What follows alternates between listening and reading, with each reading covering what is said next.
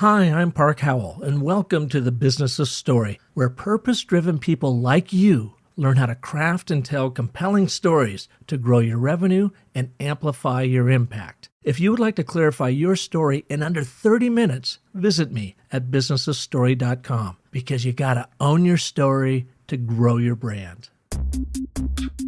I thought it was just a stupid picture of a pig in the ocean. But after hearing that story, I had to have it. Now I wasn't just buying a picture, I was buying a story. Story literally made the picture worth more money to me.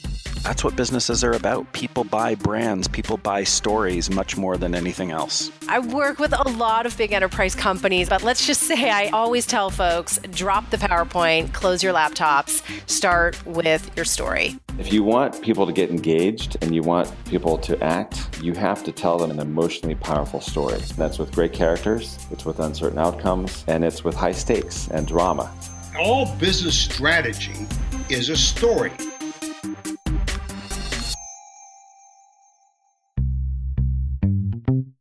Hi, everyone. Welcome to Business of Story. This past June, I had a storytelling presentation that made me nervous as hell. Sure, I'm prone to butterflies like everyone is prior to an event, but for some reason, this one was different. I had a 30-minute story marketing presentation at the Promax BDA conference, the largest annual gathering of entertainment marketers in Los Angeles.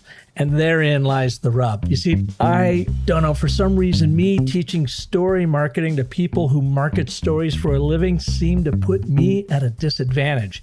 At least it did in my mind. So I worked extra hard to polish my presentation and find appropriate ad campaigns for movies and TV shows that would help underscore my points about the power of story in marketing.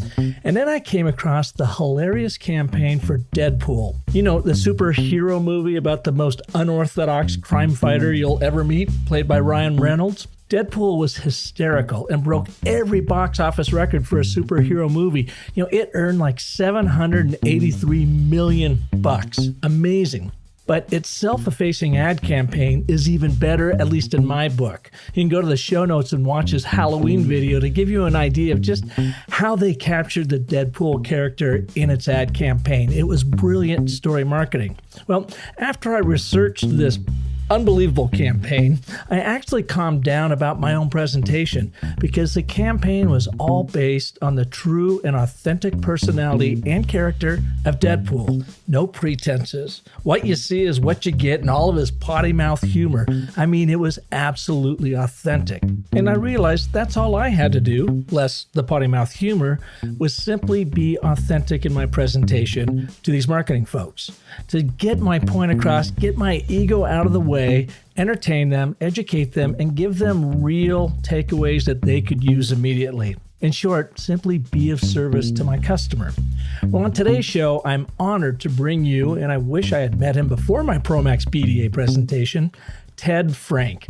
Ted is a seasoned ad guy who studied Hollywood storytelling and has captured his insights in his new book, Get to the Heart: How Movie Storytelling Secrets Can Make Your Presentation Clear, Compelling, and Earn You a Seat at the Table.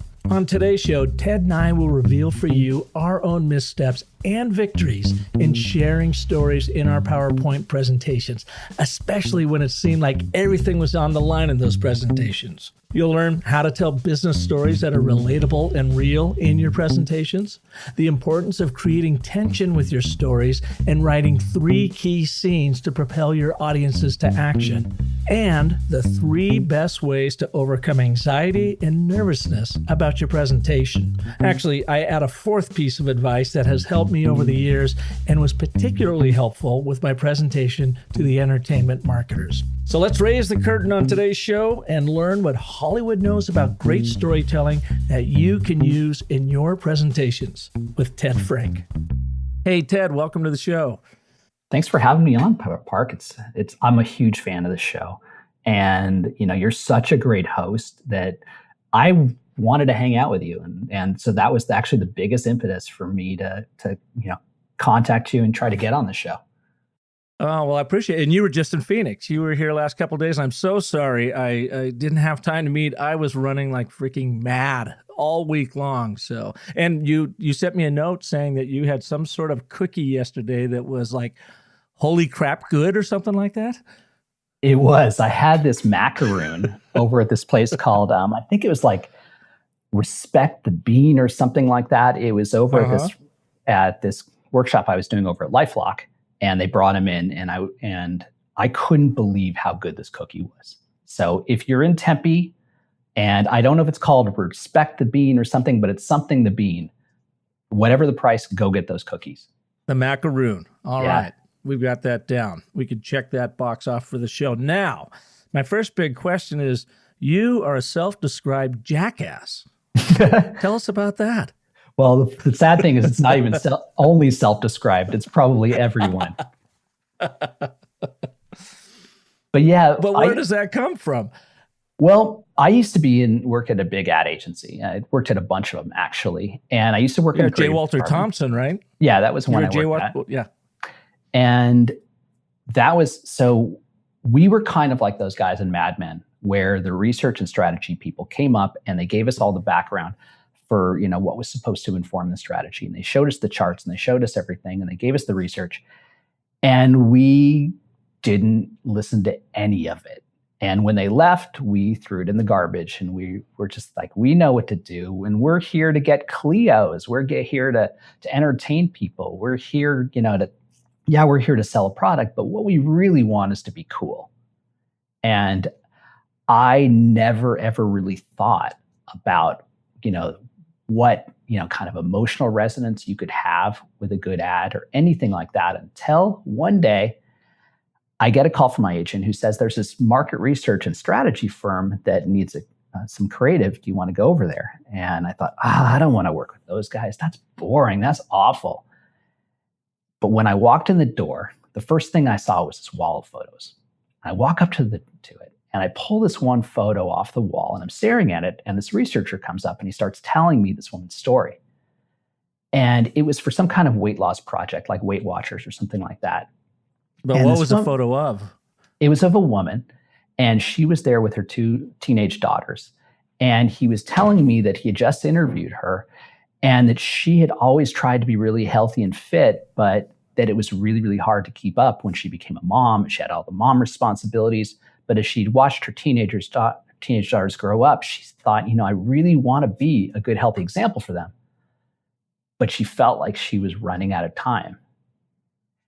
And that was the first time that I ever felt for a consumer. And it just opened my eyes and I realized, God, why was I such a jackass? Why didn't I ever pay attention to this stuff? And I think the reason is that before we had charts and long text, and I was too lazy to read it, and it was too complicated for me. And this was the first time that I ever heard a real story. Well, I wonder though, you said you're too lazy or it's too complicated. Number one, and two, those don't add up for you. I mean, you think about it, you've written a book, you've got this whole new program going. So you're certainly not lazy, and you're not dumb because of what you're doing now. So what I think it says is that data simply does not speak to our lizard reptilian brain. And people are trying to get through this cerebral cortex and be rational with this. And it's just not how we are pre-wired from the embryo to take in meaning around us. So I don't think it's your fault. I think it's the fault of the deliverer.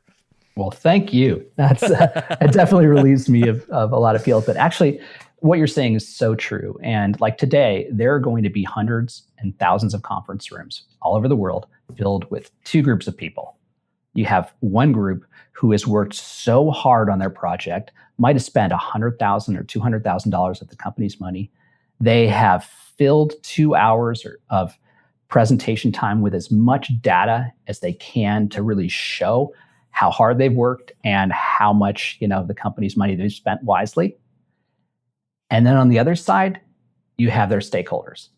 And these are people that are also really smart, and they work really hard, and they really want to listen to this information. But they've been to like 4 or 5 meetings that day, and every single one is chart after chart after chart after chart. So as hard as they try, they just can't take in anymore. And they will, they kind of zone out because the charts all look exactly the same. and they don't remember much of it. And that's why so many great ideas just get tossed away or forgotten. And it's all because of that, like you said, it doesn't speak to that emotional part of your brain. It doesn't give you anything to hold on to. Everything with a chart they all look the same. They're bright colors and lines or bright colors, or brightly colored shapes and lines. They all come from Excel and PowerPoint. And people need moments. They need things to hold on to that they can really relate to, and then they can help them remember and tell other people. That's how you get ideas heard. Yeah, data, facts, charts, and graphs are abstract. I don't care how pretty you make them look. When you show them to our brains, they're abstract. Our minds don't know what the hell to do with them. But stories and moments in particular, stories that share in a moment or an event that the data has either reported on, is currently recording, or is attempting to predict. That's what our brains absolutely care about. So here's my question to you, though. Now, I could just picture you're J. Walter Thompson, and the creators are sitting around the room. You got your feet up on the desk, and the strategy guys and gals and the account service team are going in. They're going, oh, God, we got to do another run-in with these creatives. They're so smug. They're such jerks, but let's just give them our input. And they come in, they don't even realize that they're not playing from their strength, because they're just loading you down with a bunch of data, stats, and facts. So I could just totally see how that plays out over your career. Why would you then go and even entertain a job as a creative at a strategy shop? How did you think you could really make a difference?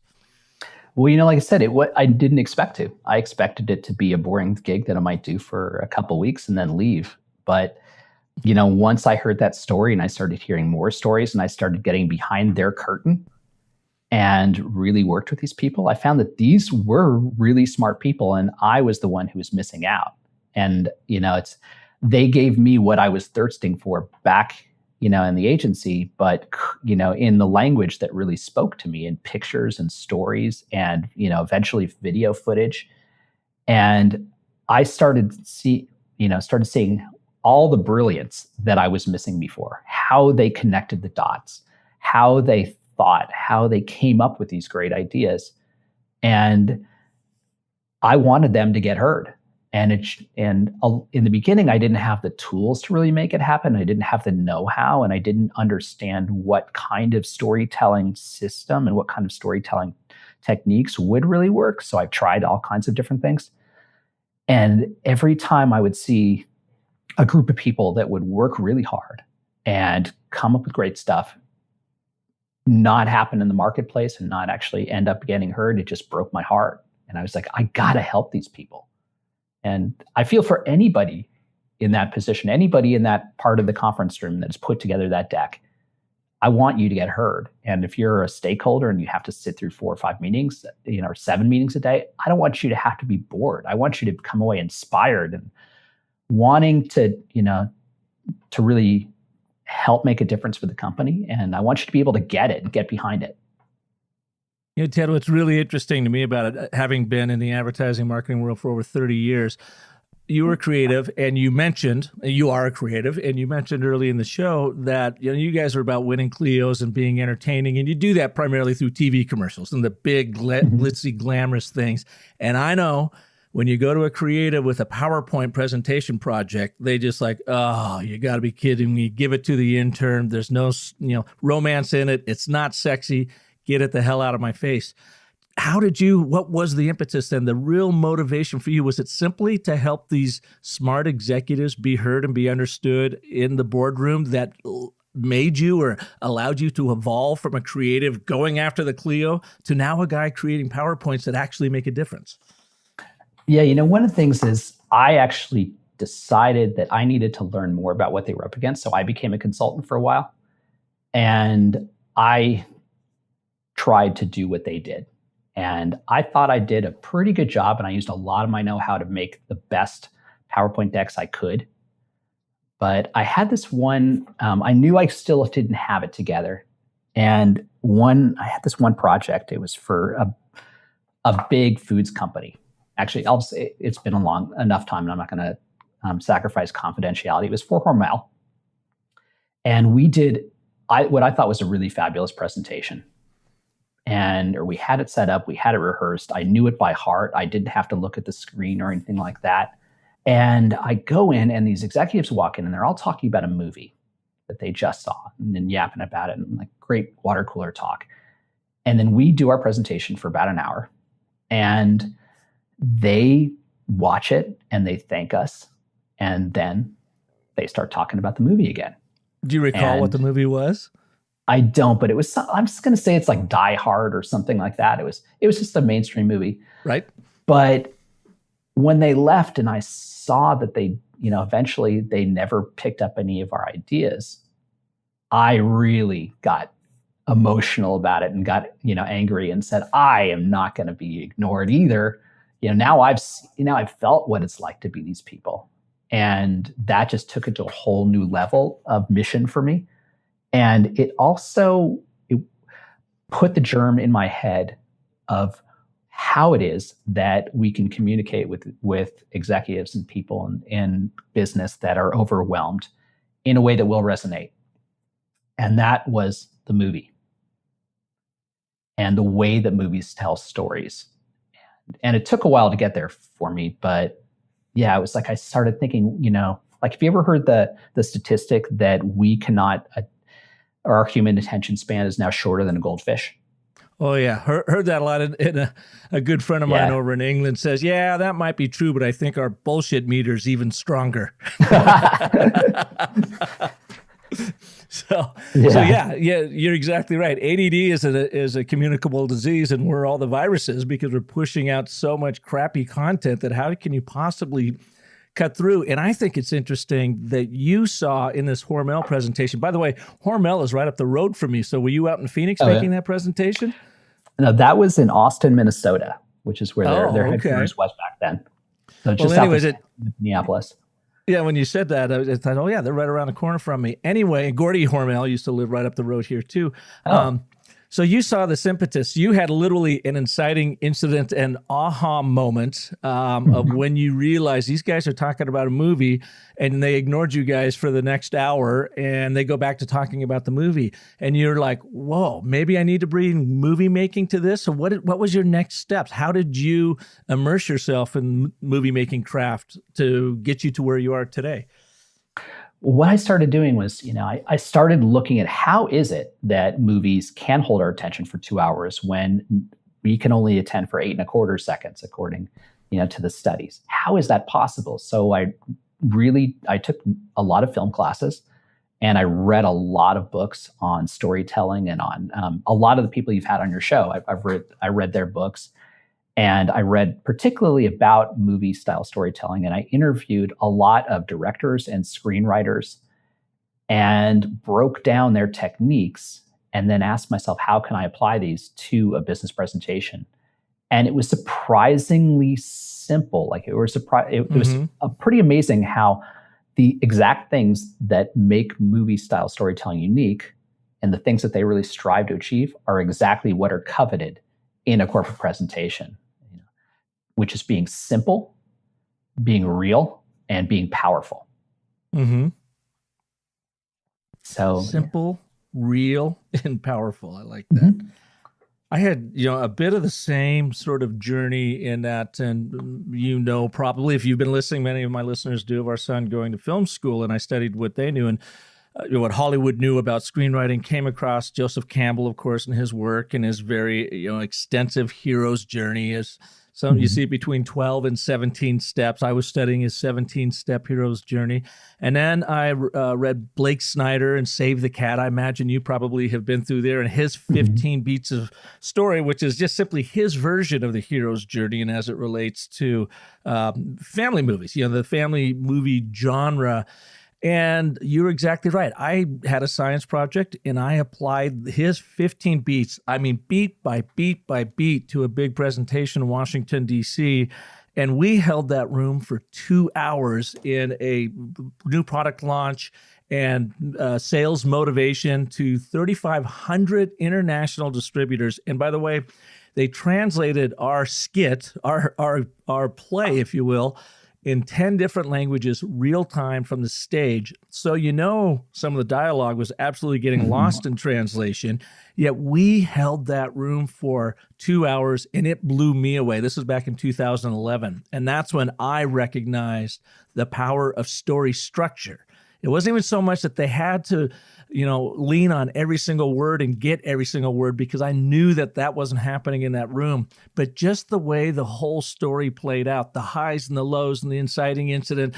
And right when our protagonist was just about to, win the prize, then her, the world gets pulled out from underneath her and she has to start all over. And it's a dark night of the soul. And can I do this again? And with the help of the company, she could, and blah, blah, blah, blah, blah. After that, we had so many people say that is the single best product rollout you guys have ever done. And this is you guys have ever done in the past 10 years. And it was purely, Ted, because of story structure, not even dialogue, but story structure. And it blew me away.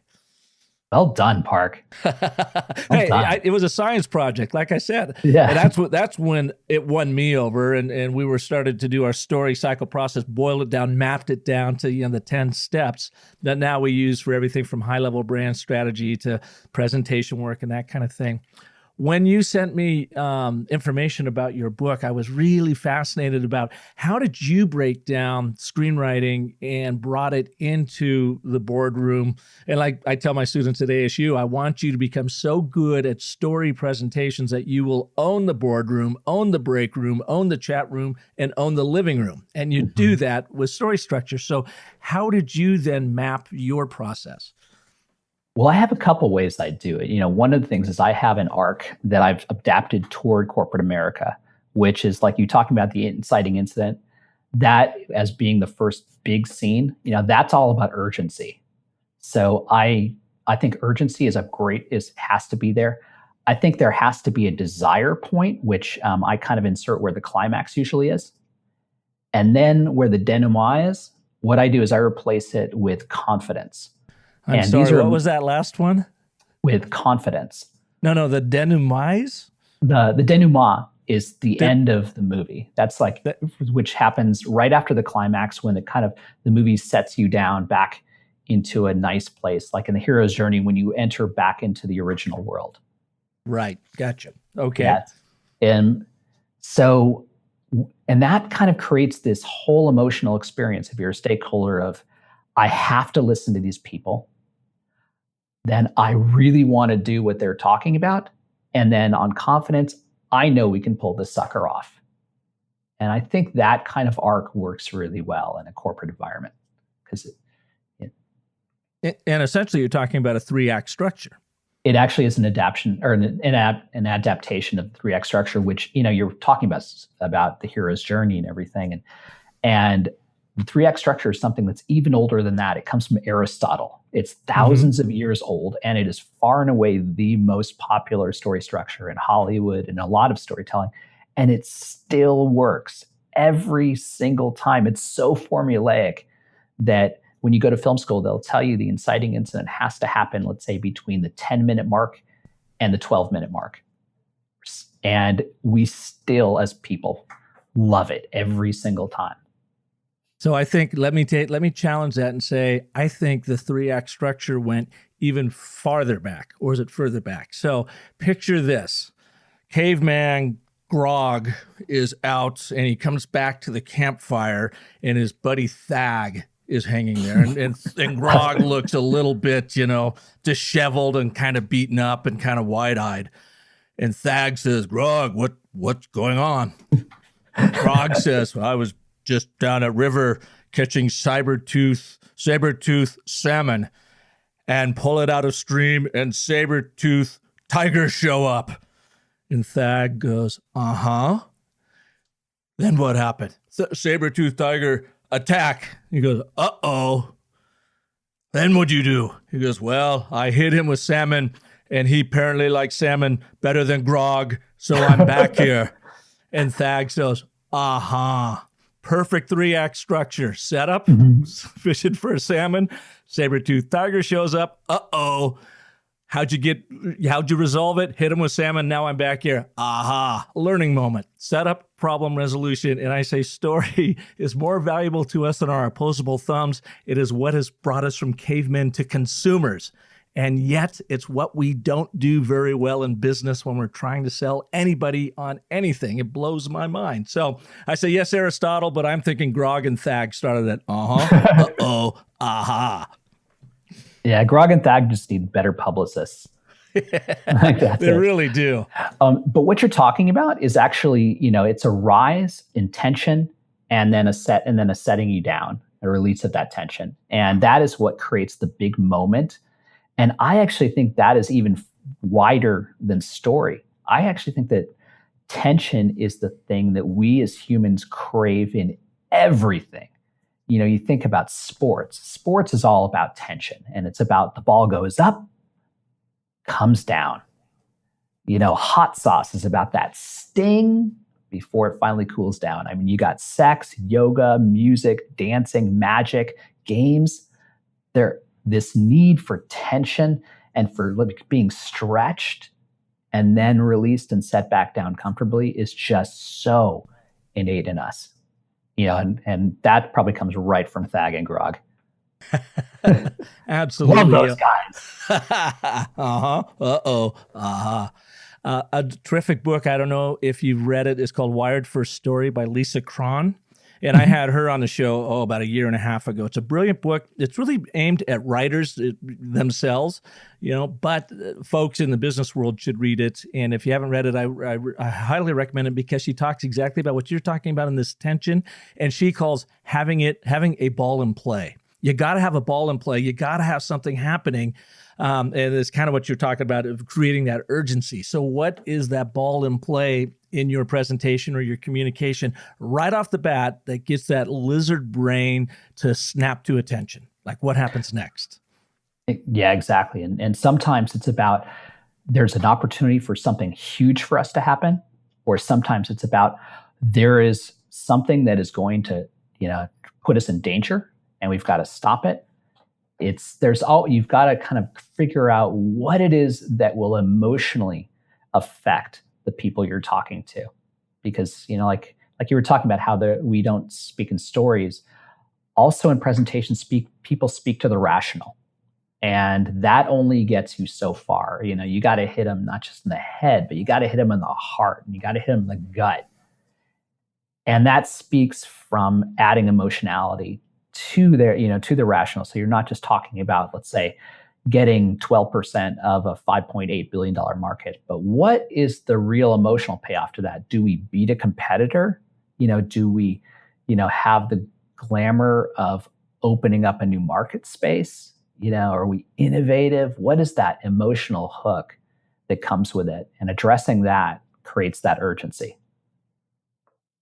Now, tell me a story you had sent over, something about Groundhog Day, and I think it's what a lot of managers fall into, the problem they fall into in making their presentations.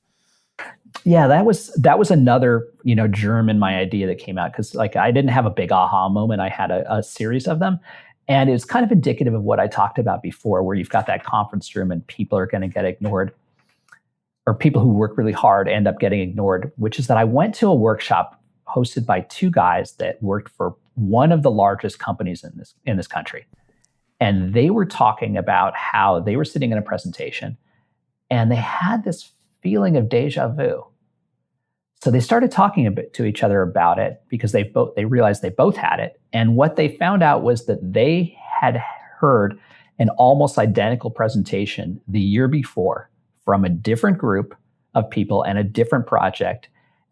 But that first one had been completely forgotten about. So the company spent another $200,000 to do the project again because everybody forgot about it. And they started talking to other people in their company about it, and they found out this actually happens all the time. And somebody said, yeah, it's like Groundhog Day. And so they they're added just repurposing this presentation essentially.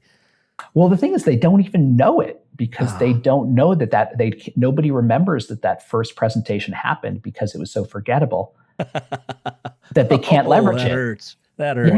Yeah, so it's even worse than repurposing. I mean, it's more honest, but it's still a crime that all that money got wasted, and it happens all the time. And I see it happen all the time as well. Yeah. And it's all because people get forgotten. So what do you tell people and a listener right now, and maybe they are in the throes of pulling together a presentation in the next day or so? What do you do? How they don't have time to read your book, which we'll get to in a minute. But so what would you tell them? How would you ask them to start the thought process around that presentation? Okay, I'll give you that start part, and I'll give you a gem at the end that they can use on performance. Starting it comes from not asking, what am I supposed to show up with? What have I been asked to do? But rather, what do the people that I'm talking to need to do with the information that I'm presenting? What is going to, do they need to reposition a brand? Do they need to add, fine tune a product feature? Do they just need to feel confident about greenlighting it? What do they need to do? And think of all the political parts of their job and everything. So you really have that in mind. And then look at your deck and ask yourself, what are the 3 things in my deck that can help them most do it right?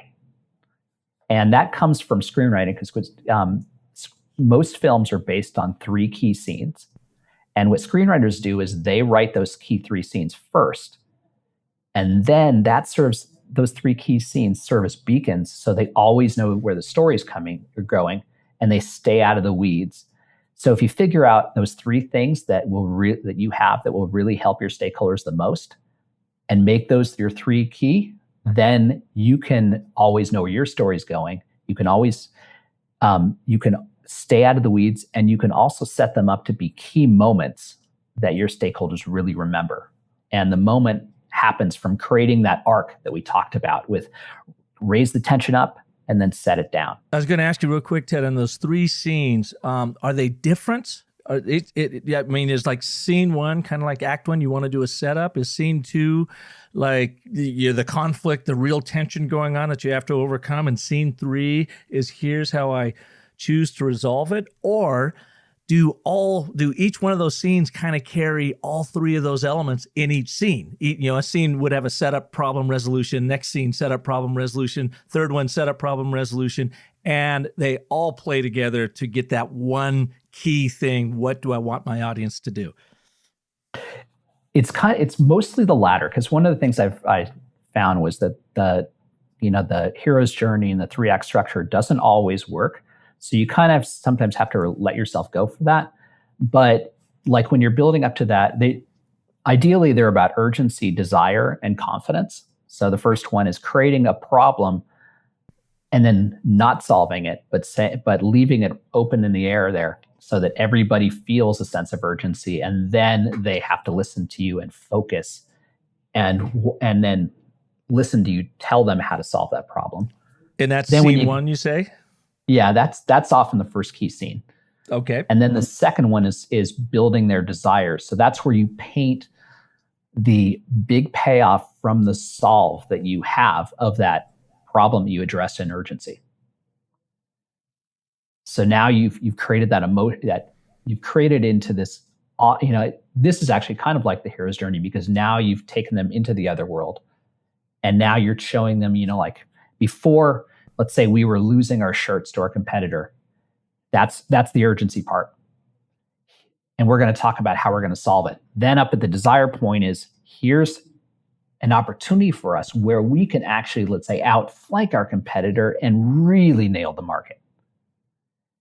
And that problem gets solved. But then the last scene is, how are we going to do it? How, what are the next steps? What are the things we need to do so that when those executives walk away, they feel like these guys have got it under control and I can trust these guys.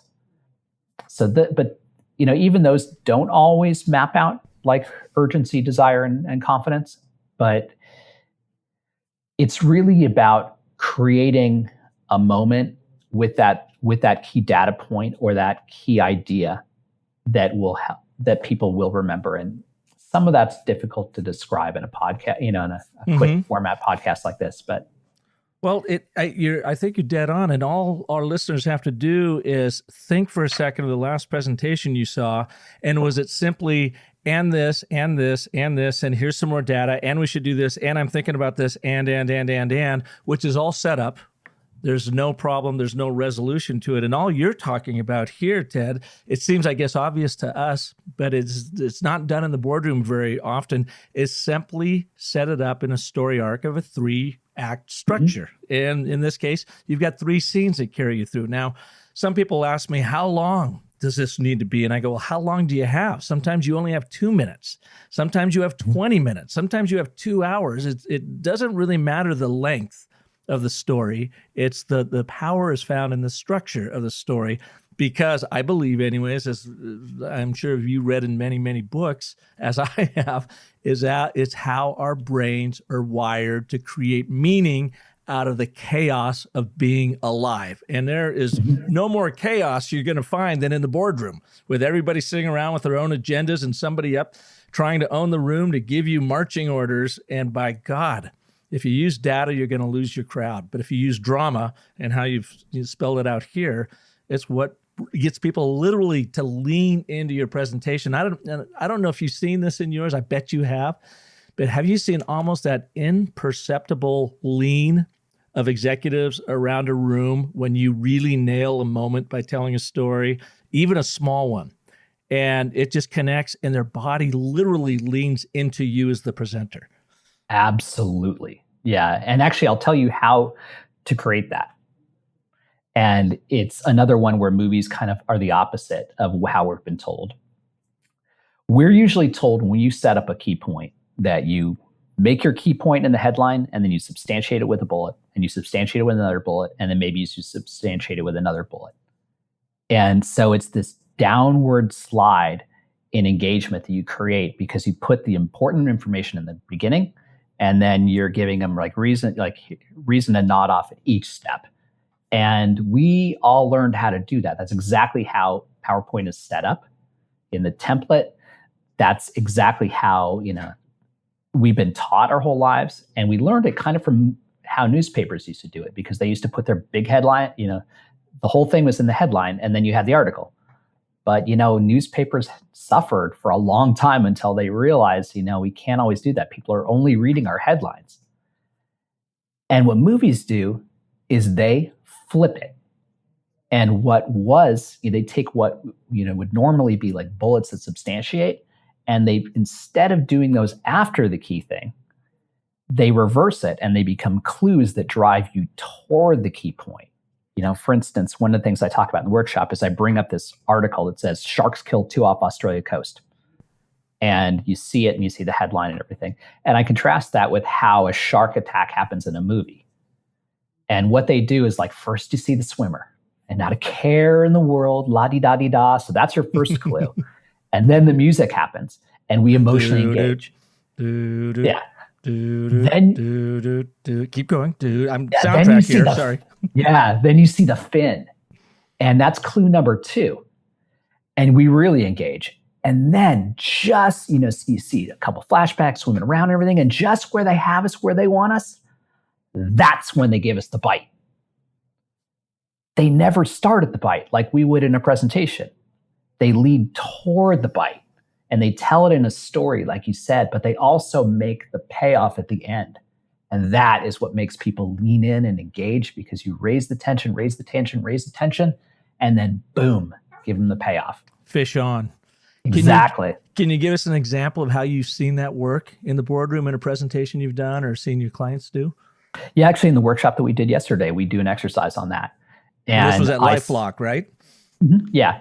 So there's a lot of tension. There's a lot of tension in that company to begin with. I mean, they're out protecting people's lives, or what am I trying to say? They're protecting your identity. Exactly. Yeah. Their identity theft insurance, and they will, it's a real threat, and they help you really, take care of it in many ways. They advocate for you. They get your money back. They get you back in your life and get all that hell off your shoulders as quickly as possible. But yeah, one of the things that we did was we said, okay, you've got your key point, and then you've got your supporting slides, and there might be 5 slides in this series of what leads to your key point. And what they did was they reordered their slides so that they kind of built that story. And every slide, you'd have a slide, then the next one would raise the stakes, then the next one would raise the stakes even further. It's just like the hero's journey, just like the 3-act structure, creating that arc. And then I always tell people, before you hit your key point, you got to do, if you really want it, you got to do what really gets the shark. And you know what, if you want to bring a shark, what do you want? What do you give them? What do you throw in that? Water. Chum. Yeah, and some blood. So you give them some blood. And I think the best form of blood is what I call an anticipation device. And that could be a rhetorical question. It could be just a pause, or it could be some kind of redirect like they do in a joke where they send you over to one area and then they throw you back down into into the other area that will ultimately satisfy you. And all those things are what create that lean in that you talked about, because you've risen the stakes, let them hang, and then set it down. And I saw everybody reorder their slides and create a moment out of what could have just been blah, blah, blah, blah, blah, blah, blah. Yeah. I like your definition. I've never thought about reframing a bullet in a PowerPoint, because I always say, PowerPoints don't kill audiences. Presenters wielding PowerPoints riddled with bullets kill audiences. But this whole reframing of a bullet as a clue is really interesting to me. I've never thought about it that way, and I love it. Bullet is obviously a point you just want to get across, and by God, you don't want to forget it, so you're going to put it in a PowerPoint. But instead, rethink of it as a scripting device, a theater device that simply is a clue that raises the stakes with every single bullet point you want to share with them. And then, boom, you land the shark. I love that. That's really interesting. And it just comes right out of movies. And I just broke down how they tell stories. So even without a camera, you can emulate a lot of what they do. And I'll give you another one that's a quickie. That's, if anybody's listening, this is something you can do right away. There's a shot in Hollywood called the dolly push, and they show it in every hero scene, every love scene. The camera moves toward the actors. And as it does, they get bigger and bigger in frame, and we become much more emotionally attached to those characters. And that's how we fall in love with a hero. That's how we fall in love with the love interest, as our hero does.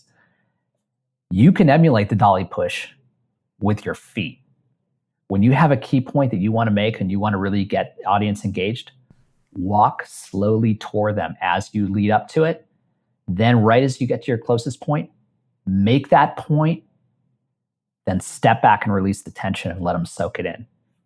And it'll have an amazing, almost magical effect. Have you ever gotten too close when you're doing that move? I have. It is weird. It is like, whoop, I'm invading this person's space and have to step back. But it is, like you said, very powerful. I got to hear that story.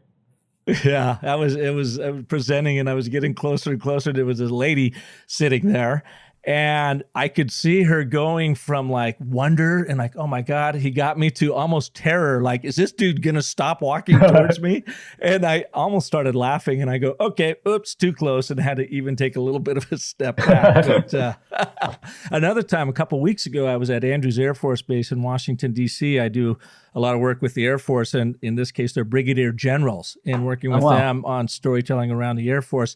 And I had a theater full of about 180 people. I don't know. It was a lot. It was packed. Generals, actually their spouses and some of their staff. And it was big theater and kind of a bullpen down in front and a stage and all that. And I was up on the stage talking and showing my beautiful presentation venue, by the way, big, huge screen behind me. So that was all working really well. And I then took my next step down, kind of breaking that fourth wall of getting closer to them. So now I'm on the floor in front of them. And teaching them and getting them involved, and they're doing their workshop. And then when they got up to start telling some of their stories, I actually step into the bullpen, in and around them. Now I'm like right in the circle, and I'm surrounded by generals for the most part. And that I found was really powerful, almost to the point that it may have almost gone too far, because I don't think most presenters do that in that realm, but it brought a sort of a novelty to it that I think they really liked.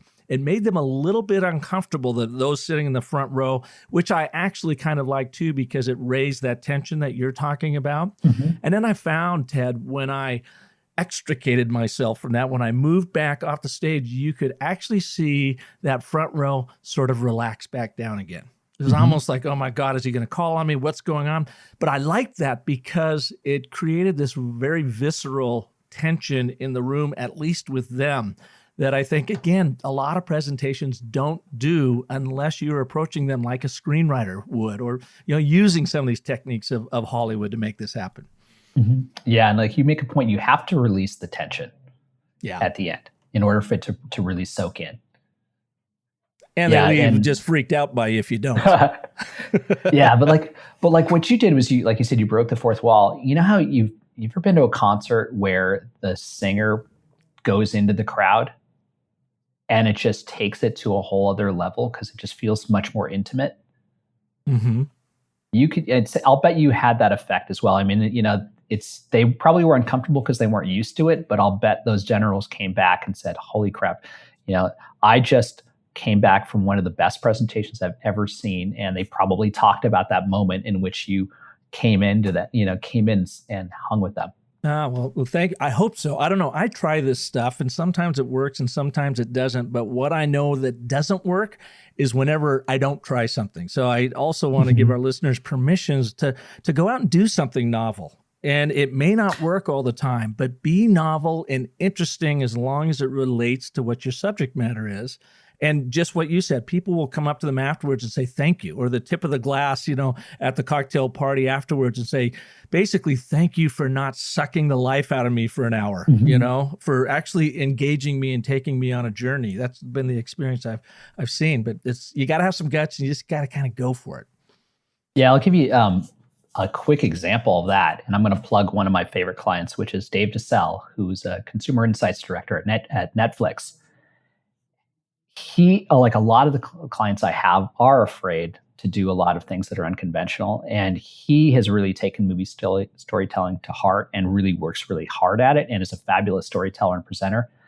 And he pushes the envelope at every single one of the big presentations he does. And he and I, we map out his presentation, we map it out on emotional arcs and everything, and then he crafts it all together. And it's a lot of work for him. It requires a lot of time for him to get to this level, and he takes a lot of chances that a lot of his colleagues are afraid to do. But his stature at Netflix has gone so much higher, and Reed Hastings, the CEO, has come up to him on a couple of occasions and said that was one of the best presentations I've ever seen, or that was best presentation I've seen today, or from your department. He's gotten amazing accolades because he was gutsy enough to go for it. And because he put in the time to make sure to really make it matter to these people. And I'll say, you've got a really great case study on this. So for the listeners, we don't have time to go into the whole thing, but Ted has written out, or maybe Dave wrote it and he posted it on Dave's behalf, a very interesting overview of how he made that presentation and some of his tricks in there. And Ted, as you had said earlier, we don't have this attention span like we used to. Dave says in this article, you would think you would reduce this down to 10, maybe 15 slides, but in actuality, he plugged in like 112 slides, and he made sure that every minute or two, he was making a point on that slide and moving forward, because again, it keeps people's attention. They're wondering what's coming next. He's not just landing on a slide to deliver data. He's using the slide, I'm presuming, to amplify through visual storytelling what he is saying, what he's presenting to his audience. Yeah, absolutely. Dave's rule is he wants to click every 10 seconds. But what your point is, it doesn't matter how many slides you have. It matters how long you take and how easy it is to get through it for the people that are watching you. So like I'll do a 20-minute presentation that will have 78 slides. But there's no more than like 5 words on any one slide. Most of the slides don't have any words. They're completely visual. And I do it in a way that's very quick. And it's all about setting up these moments and satisfying these moments. Yeah. And you're so right. Moment. Keep thinking about the moments and how you can make the impact with those throughout your presentation. One little technique I do that is so simple and is so powerful is if I just show a video or if I show something that has a lot of visual story in it, and I'm making a point, I will often, not often, but once or twice within a presentation, will go to a completely black screen. There's nothing for them to see. Just me to really anchor that point, often use this as a transition point, and I might keep that black screen up for 3 minutes and talk about something and get them really focused on the point I'm trying to make and then ease them back into my visual storytelling. But it's amazing how powerful a simple black screen can have when they're expecting another slide to hit you over the head, and it doesn't. Yeah. Talk about gutsy, Park. Again, well done. Well, look I'm one of 7 kids my parents had in 9 years, and I was number 5. And if I was going to stand out, I had to tell better stories than my others. So I just, I'm always trying to figure out, I can't be another number in front of these people. And I always figure going in that they're looking at me like, oh God, here's another keynote. Here's another here's another workshop. Is he going to be boring? I think you have to overcome that right from the get-go. So to your point, create an urgency, have a ball in play immediately that shocks them, that brings them to attention and says, whoa, Ted's presentation is not normal. He's already started off weird or something different, and I can't underscore that enough. Even if you're in a boring, especially I guess, if you're in a boring boardroom presentation, shock them to attention first and foremost. Get their attention and ask them saying, what the hell is going to happen next? Absolutely. And make it pay off. Yeah. And then you're absolutely right. And I like your approach to this 3 scenes. Get those down. So let's talk quickly about your book. And by the way, the case study that I was talking about is on Ted's site at gettotheheartbook.com. Really highly recommend if you want to dive a little bit deeper into that Netflix case study, check it out there. But tell us about your book, what's in it, and what do your readers take away from it? The book is, like I said, it's called Get to the Heart. And the reason why I wrote that is it's about getting to the heart of what's really important in your information and then telling it in a way that gets to the hearts of the people you're talking to. So it's about first being, simple and getting it, like cutting it all down. Then it's about making it relatable and real. And then it's about projecting it in an emotional way that makes you, a keynote style performer. So it starts out by assuming that you have a big, fat, overblown data deck that's completely heavy with charts. And we talk about the day-to-day presentation and how to take that up to something that is kind of akin to like a TED Talk, where it's simple and it's quick and you make your point, you use story, and you can apply it to any kind of data deck and any kind of deck and really in any kind of corporate environment and tell it very simply. And then the second section is all about the high stakes presentation, those 1 or 2 a year where you really have to knock it out of the park and how to really up your storytelling and use much more structure and bring in heroes and action and create a cause. And then finally, it ends with performance techniques and how to, keep yourself, keep nervousness at bay and make sure that, you can minimize your stress and really make sure that you deliver, like at a Beyonce level so that you look like a rock star and you feel like a rock star. Because when you do, I know you've experienced this, when you hit that lean in point, like you talked about, don't you feel like a god? You feel like a sorcerer. Yeah, you really do, because you bewitch them into your story and you say, I got a fish on here. And you got to be careful because you have now connected into their emotion and you do not want to take advantage of that in dark ways. Always do it for good and not evil.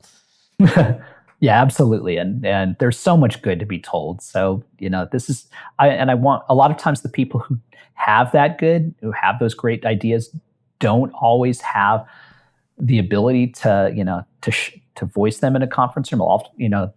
They're not the people that are kind of that grab the attention. They're not the people with the loudest voices. So this gives you a lot of tools you can have to make sure that you do get heard. Yeah. You mentioned... I'm sorry, go ahead.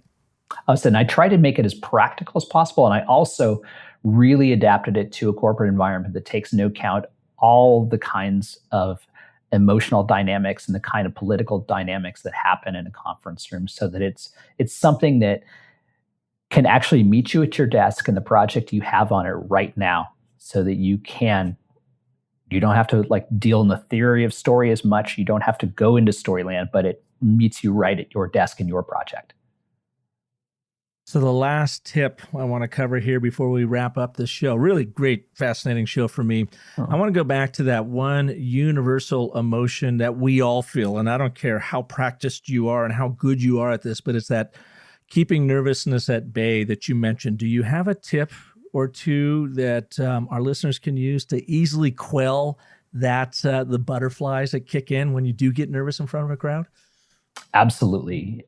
One of the first things is to go to the place that you're going to present if you can, and check it out, stand in it. And I do this whenever I go to a conference. I go the day before and I stand in my room, and I stand there till I feel comfortable and I feel like I own it. Then the next thing is get rid of all the technical difficulties that might stress you out that day. So do a run through, with the people that are running the projector if you're doing a conference, or hook up to the projector you're going to be presenting with, so that when you walk in the next day, it is plug and play and you don't have to worry about any of that other stuff. But then the really most important thing is when I like to memorize all of my presentations, so I never have to look at the screen, and I highly advise everybody to do that.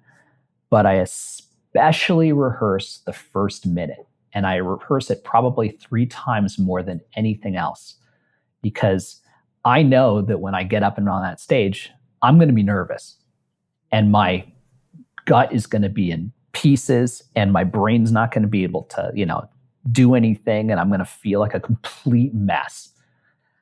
But because I've rehearsed it so many times, I swear to God, my mouth already knows what to say. It's like from muscle memory, the mouth just goes.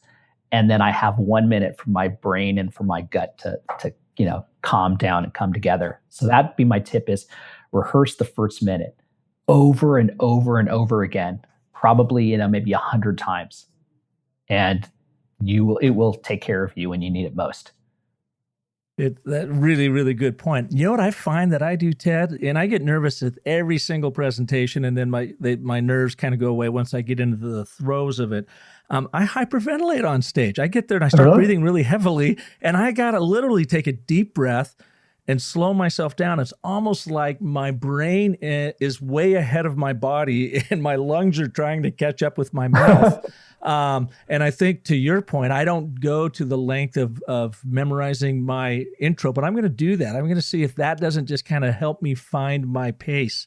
The other thing that I do, right or wrong, is, for whatever reason, I get up there when I start. I know where I'm going with my presentation, but I will start ad-libbing with the crowd, depending on what I heard of a presenter before, or get a sense or a feel for the room, and I can't help myself. So even when I'm very rehearsed on that intro, I find I start ad-libbing for a couple, 3 minutes. It maybe seems like that long, and then I get into my presentation. I'm not sure where that comes from, but I've gotten to the point of I have stopped fighting it, because I found that's one way that I can really connect with the room. Yeah, you got to do what works for you. And you're a very accomplished storyteller, and that speaks to the confidence you have, and that the comfort level you have speaking to people. So I think if I'm in the audience and I hear that, I probably feel like I'm getting a piece. I'm getting a part that I don't normally get, or that most people don't get. I feel like I'm getting a special moment. Like Guy Kawasaki is one of my favorite presenters, and he does that same thing. He feels so comfortable when he's up there, and that's I aspire to be like you guys. Well, I don't know. You haven't really seen me in action, but yeah, Guy's very, very good. The one last point I'll make, and this has helped me a great deal when I'm really nervous before a presentation, and Peter Bick, who is a documentary filmmaker, here at Arizona State University, and he does a lot of presentation work around his docs. And he gave me this tip, and I just want to share it with everybody. He was on the show again, I don't know, 3 or 4 months ago. Well worth listening to, but here's the tip that has always worked for me, and it's usually the night before, and if I'm not sleeping well and I'm really nervous about it, even though I know my content inside and out, when I am super nervous, it means that I have not created my presentation so much for my audience as for my ego. And as soon as I get out of my head and say, you know what, no matter what happens to me on stage, even if I were to trip over and fall off the stage, I want to make sure that my intent is to give the audience an experience and give them education so that when I'm done, they walk away, like excited, inspired. So you take the focus off of you as the presenter, tell yourself, it doesn't matter how good I present this. All I want to know is that I've moved this audience to action. And as soon as I redirect that from the focus being on my ego to the focus being on delivering for that audience at all costs, then my nerves go away. And he taught me that. And it's really, really powerful. I think that's going to help me a lot. Thank you. And thank you, Peter. I always do think of my audience, but I think that'll take me to a whole other level. And I might get to like where you are, where you're ad-libbing. So now you're talking, you're engaging with the audience, and you're really, in their world. Yeah. And that's a great technique. So thank you guys. Yeah. Well, Ted, thank you so much for being here. Where can people learn more about you? We talked about the book, gettotheheartbook.com, and you've got another site too, right? Yeah. My company is Backstories Studio, and it's backstories.tv, like television. And Backstories plural, right? Yeah, Backstories plural. And then I will also be speaking at the Global Big Data Conference on August 30th, which is in Santa Clara. Oh, okay. Yeah. Right on. And you're in the Bay Area? I am. Yeah, I'm about half hour south of San Francisco. Awesome. And where can we find your book? You can find my book on Amazon, and it's called Get to the Heart. And then there's also an interactive iPad version on iTunes. Oh, great. Right on. I would highly recommend that over the Kindle version, because with the Kindle version, they made me set it up for probably the oldest Kindle around. So the technology is not as advanced as the one on iTunes. Right. So an interactive version of Get to the Heart on iTunes. I'm going to have to download that and check it out. Well, I'll make sure I get you, give it to you for free, because you've been so good to me. And and it's the least I can do, because I love your show. I listen to it all the time, and I think you do such a world of good for business. So thank you from business people all over the place, Ted, for putting on your show and doing what you do. I so appreciate that. And the next time you're in town, I'm going to treat you to a macaroon. So you let me know when you're around here. All right? Okay, cool. I'll make sure to come in the winter so I can actually work it off without dying in the heat. Well, with me, a macaroon is always followed by a beer. So just be prepared. Oh, perfect. Yeah. Well, hey, man, thanks for being here. And thank you all for listening to this edition of Business of Story. It's just my pleasure to bring you story artists like Ted. I learn probably more than you do. So it is self-serving, but I do want to make sure that we are helping you craft and tell compelling stories around the world and truly own the boardroom, own the break room, own the chat room, and own the living room, and get his book. GetToTheHeartBook.com. And until next week, if I can be of service to you, visit me over at businessofstory.com. Got a ton of tools for you. And if you like what you're hearing here, feel free to go to iTunes and leave a comment. But even more importantly, feel free to share this show. Send it on to your friends and let them know how they can get the good goods from people like Ted and our other story artists from around the world. So until next week, I want you to have a wonderful life. And I also want you to remember that the most potent story you are ever going to tell is the story you tell yourself. So make it a good one. Take care.